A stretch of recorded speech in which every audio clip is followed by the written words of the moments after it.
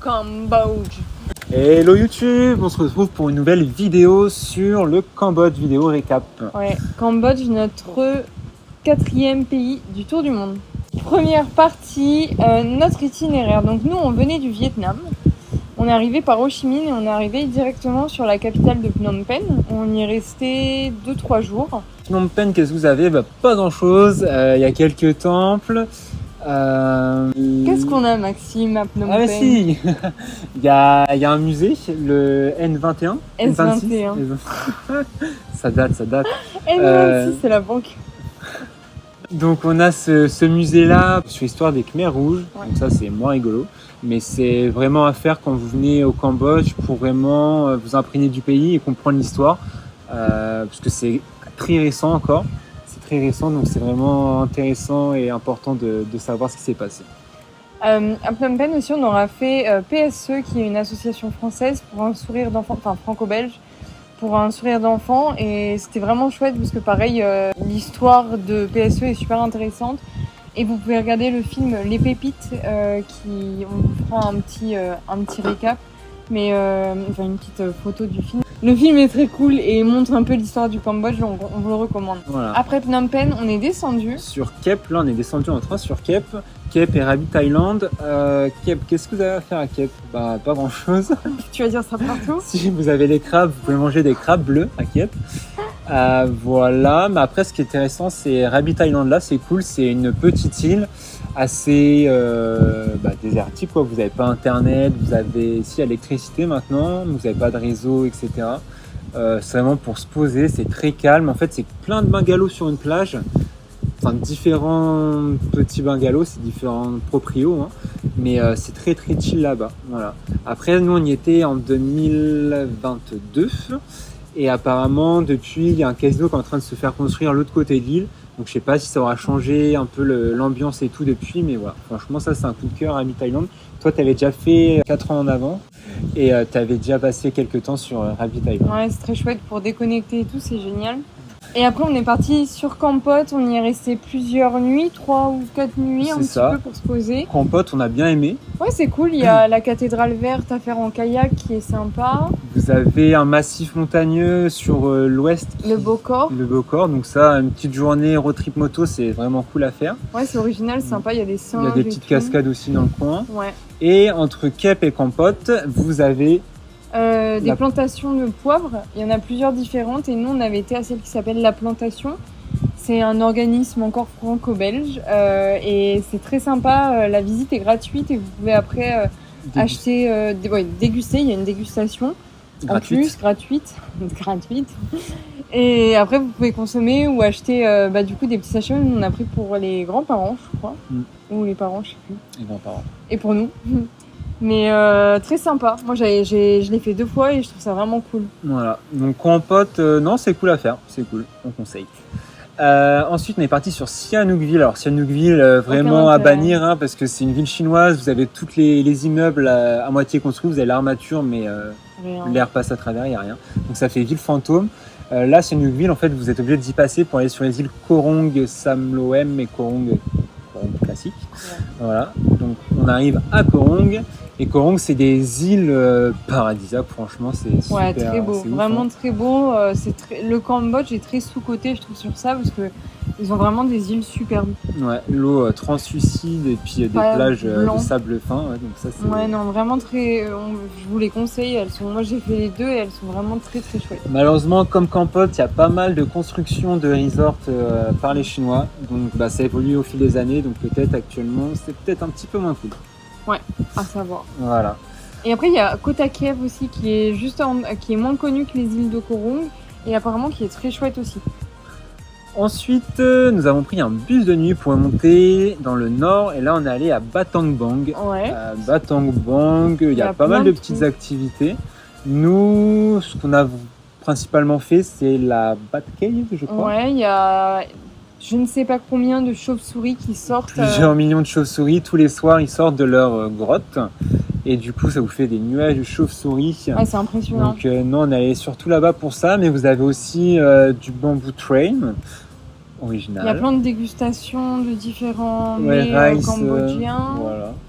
Il y a pas mal de temples, il y a les Killing Cave qui sont très connus aussi là-bas. Il y a plein de petits trucs en vrai, franchement. Vous avez quand même de quoi vous occuper. Et n'hésitez pas à aller voir nos stories parce que je me souviens pas du nom, mais dans nos stories sur Insta, ça y sera. Il y a un hôtel en rooftop où vous pouvez aller boire des cocktails.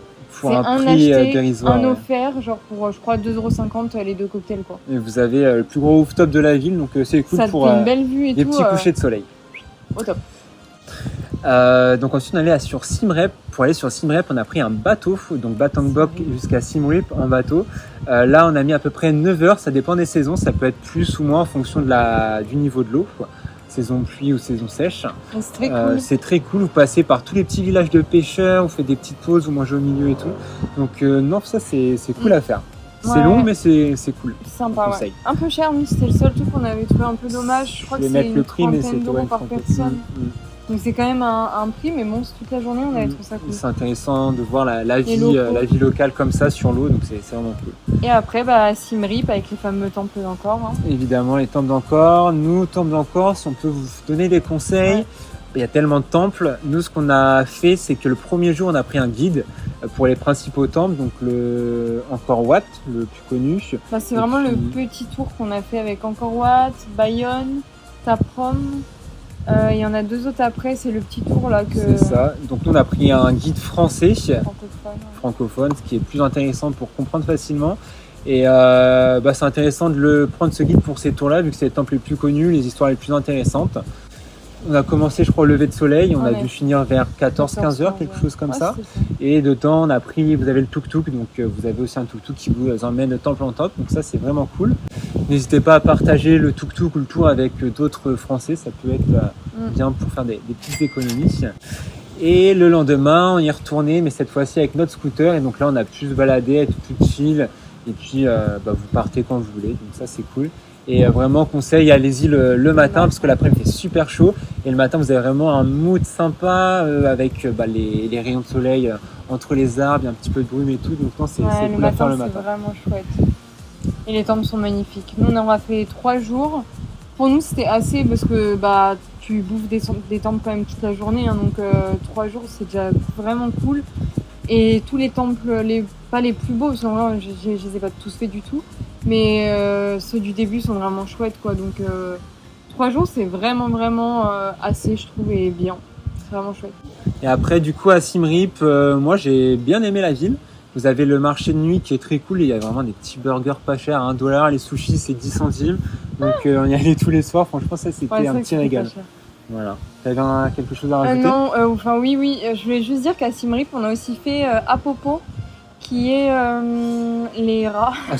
Non, on va reformuler ça. C'est une association où les rats sont dressés à déminer. Puisque le Cambodge et le Laos, pendant la guerre entre les Vietnamiens et les Américains, il y a eu pas mal de bombardements sur ces territoires-là. Et du coup, le territoire est super miné. Donc, vous avez des rats qui viennent déminer les. Et c'est vraiment champs, intéressant, c'est super. Voilà. C'est ça, cool Allez-y, c'est intéressant à voir. Puis au moins, la visite, je crois que c'est 8 € par personne. Donc c'est quand même une petite somme, mais du coup, tu sais dans quoi tu la mets. Donc c'est vraiment pour une bonne cause. Et petit détail, on n'a pas fait le nord-ouest, qui est le Mondulkiri. Voilà, on n'est pas monté jusqu'à là-bas, donc on ne pourra pas vous dire grand-chose. Mais il paraît que c'est vraiment bien, parce que c'est très connu, surtout pour aller voir les éléphants en semi-liberté. Et il y en a beaucoup qui le font et qui disent que c'est vraiment chouette. On passe à la partie numéro 2, les transports. Easy encore. Super facile. Alors le pays est très petit, donc vous n'avez pas de longs trajets. Moi, les tuk-tuk à Siem Reap, j'ai grave kiffé. Vous avez vraiment des tuk-tuk partout. Vous avez une application qui s'appelle Passap. Et c'est super simple, super facile. Vraiment, vous commandez un taxi, littéralement un tuk-tuk, littéralement dans les 20 secondes, il est devant vous, quoi. Il y en a tellement partout que c'est quasi instantané. Et c'est ridicule le prix. À un moment, j'avais été parti de l'autre côté de la capitale et ça m'a coûté 1 €, quoi. Donc, c'est vraiment chouette. Faut utiliser l'application parce que si vous n'utilisez pas l'appli, ils vont vous faire des prix de fou. Donc, on est arrivé le premier jour, on connaissait pas trop la monnaie. Finalement, on s'est rendu compte qu'on avait payé 5 € pour faire 500 mètres, quoi. Alors qu'en vrai, c'est 20 centimes. On aurait payé même pas 1 €, je pense. Ouais, 20 centimes, quoi. Donc bon, l'application est vraiment chouette et elle est franchement sur une belle partie du Cambodge. Ouais, on n'est pas sponsorisé, hein, on parle de ça depuis quelques minutes, mais voilà. Donc, vous avez les trains, un train, vous n'avez qu'une voie dans le pays, donc ça va de Phnom Penh jusqu'à Sihanoukville en passant par Kampot. Donc c'est un train entre guillemets un petit peu touristique, c'est pas un TGV, donc franchement il va pas très vite, c'est chill et c'est cool à faire. Vous passez dans les rizières et tout, donc et c'est pas cher. Non, ça a l'air. Non, et c'est grave joli, vous pouvez voir du coup toute je sais pas des comment scènes dire, de tout le paysage vie, et tout. voilà, Vraiment c'est chouette. Non, ça c'est on conseille pour descendre dans le sud en tout cas. Vous avez du coup, comme vous avez dit précédemment, les bus de nuit. Ça, il y en a quelques-uns. Oui, il y en a. On en avait fait un entre Sihanouk et Siem Reap en montant pour aller à Battang Mang. Voilà. Il y a ça, il y a le bateau, il y a les bus qu'on prenait sur Want to Go Asia, Want to Go, 12 Go Asia, selon comment on des l'appelle. bus classiques. Franchement, il y a de tout, tuk-tuk, bus, bateau, easy. Hein. Allez, partie numéro 3, les hôtels. En termes d'hôtels, du coup, le tarif, on est à peu près sur 10-15 € par nuit. Pour des trucs pas fous. Ouais, c'est loin d'être les meilleurs logements, mais vous avez des petits trucs sympas. Ça passe. Mais enfin, si vous mettez un peu plus, en tout cas 10-15 €, c'est le basique, budget backpacker, rien de fou. Rien de spécial, et puis on réserve sur Booking généralement. On a eu du mal à trouver des logements à moins de 10 €, même si c'était pas fou, genre t'es toujours quand même au-dessus de 10 €, c'est un peu plus cher que le reste. Voilà au niveau des hôtels. Number 4. La nourriture.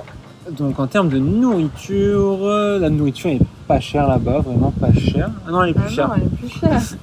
Je m'emmène les pinceaux. Non, c'est plus cher que les autres pays d'Asie, en tout cas on trouve. On a été en moyenne, je sais plus, entre 3 et 5 € par personne. Par repas. Voilà, donc c'est un petit peu plus cher qu'ailleurs. C'est vrai que la bouffe, il y a plein de choses sinon. Il y a plein de petites spécificités liées au Cambodge. Il y a le kaolak. Par contre, si vous voulez manger pas cher, vous avez quand même à certains endroits des petits street food, des petits street market. Là, ça peut être un petit peu moins cher. Voilà pour la nourriture. Ensuite, on passe au budget. Number 5. Au niveau du budget. On est resté au Cambodge un peu moins d'un mois. On est resté, je crois, 21 jours ou 22 jours. Un peu moins d'un mois. Et on est plutôt satisfait du budget.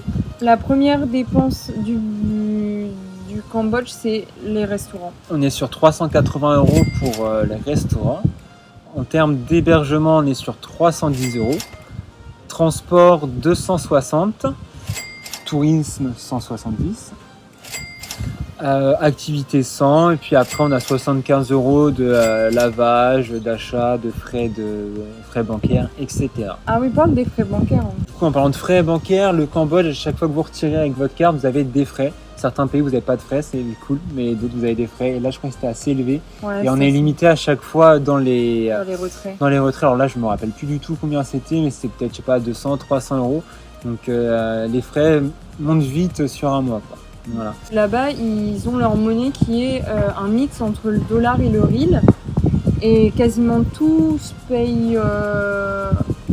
En vrai, tu peux payer tout autant en riel qu'en dollars. Hein. Mieux payer en riel qu'en dollars, parce que vous êtes largement gagnant. Donc au total, pour 2 personnes sur nos 22 jours, comme tu as dit, on est sur 1300 € à 2. Donc 650 € par personne pour 22 jours au Cambodge. Voilà. Donc petit budget. Ah, c'est cool. Voilà, et puis après en termes de conseils, ce qu'on peut vous donner, voilà, comme on disait tout à l'heure, les dollars et les riels, privilégiez de payer en riels. Les dollars, faire attention quand vous rend la monnaie, parce que si le billet est un tout petit peu arraché, un tout petit peu, hein. Voilà, c'est même pas, on va pas vous le reprendre parce que c'est pas fabriqué dans ce pays-là, c'est fabriqué aux États-Unis. Donc ils sont super précautionneux avec le dollar. Le dollar a été intégré dans le pays à cause des Américains par rapport à la guerre, etc. Donc c'est pour ça qu'il y a ce dollar-là. Il y a une grosse touche aussi américaine. Tous les véhicules, vous avez pas mal de véhicules Chevrolet, Cadillac, etc. Parce que voilà, ils ont des liens commerciaux très forts. Comme je vous ai dit au début aussi, par rapport à l'histoire, renseignez-vous avant d'arriver dans le pays. Vous avez des films, etc. Donc c'est cool de savoir ça savoir ce qui s'est passé en tout cas. On vous le disait tout à l'heure, mais on vous les remet. En gros, il y a Les Pépites et D'abord ils ont tué mon père, qui sont 2 films vraiment chouettes à regarder avant de rentrer, sur 2 sujets différents. Et D'abord ils ont tué mon père, c'est sur les Khmers rouges, donc ça peut être intéressant à regarder. Le Cambodge se fait aussi beaucoup racheter par les Chinois, donc vous retrouverez pas mal d'endroits qui sont totalement rasés, bulldozers, etc. Où les Chinois reconstruisent soit totalement des resorts, ou Casino, casinos, etc.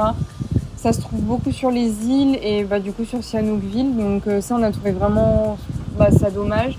Surtout que par exemple à Koh Rong, ils ont vraiment tous été expulsés là en 2-2, genre salut, on reprend l'île, donc c'est une île militaire et on va y reconstruire tout un resort chinois. Mais on l'a aussi beaucoup ressenti un peu au Laos, donc les Chinois sont quand même assez omniprésents en Asie, en tout cas sur certains pays.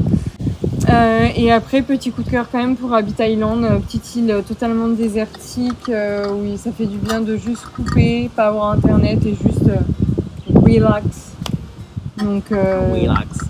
Donc voilà, c'est tout. Très bon petit pays. N'hésitez pas, en tout cas, si on aurait oublié des trucs intéressants. Voilà, comme d'hab, si vous avez des questions, mettez-les en commentaire, on y répondra.